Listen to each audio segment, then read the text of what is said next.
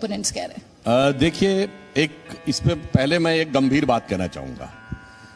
ये हिंदुत्व शब्द के साथ जो खिलवाड़ करने का प्रयास किया जाता है, अंग्रेजी में आपने हिंदुइज्म शब्द सुना होगा, पर कभी क्रिश्चियनिज्म या इस्लामिज्म वर्ड सुना है? सिर्फ हिंदुइज्म ही वर्ड क्यों? जैसे आपने कहा कैपिटलिज्म, कम्युनिज्म, वैसे हिंदुइज्म।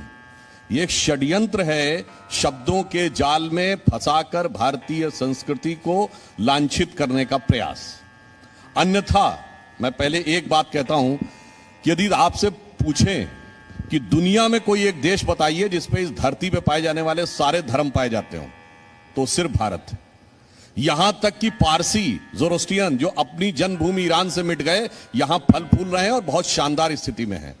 दुनिया में एकमात्र देश, जब इजराइल के बनने के बाद यहूदियों पर अत्याचार का संकलन किया गया, तो एकमात्र देश जहां के यहूदियों ने लिखा कि अत्याचार तो छोड़िए, हमारे साथ भेदभाव नहीं हुआ, और तो और दुनिया में एक देश बताइए जहां इस्लाम के सारे फिरके पाए जाते हो, तो वो भी सिर्फ भारत ही है। और वो सिर्फ इसलिए है क्योंकि भारत हिंदू संस्कृति का प्रतीक है। हिंदू और हिंदुत्व के कारण ही भारत में ये है। अब आते हैं गुजरात पे। मगर देखिए साहब, कितना परिवर्तन आ गया पिछले चुनाव से इस चुनाव तक। गुजरात में आते आते 2017 के गुजरात के चुनाव में आपको याद हो, राहुल गांधी जी मंदिर मंदिर घूम रहे थे, कुर्ते के ऊपर जनेऊ तक दिखाया जा रहा था।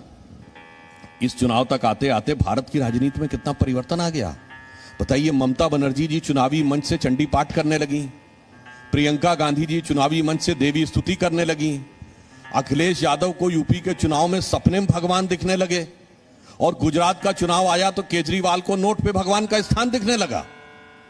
इतना बड़ा परिवर्तन, इसे कहते हैं मोदी है तो मुमकिन है। ये क्यों परिवर्तन हो रहा है? क्योंकि बदले बदले मेरे सरकार नजर आते हैं, दिल्ली में बैठे हुए मोदी सरकार नजर आते हैं।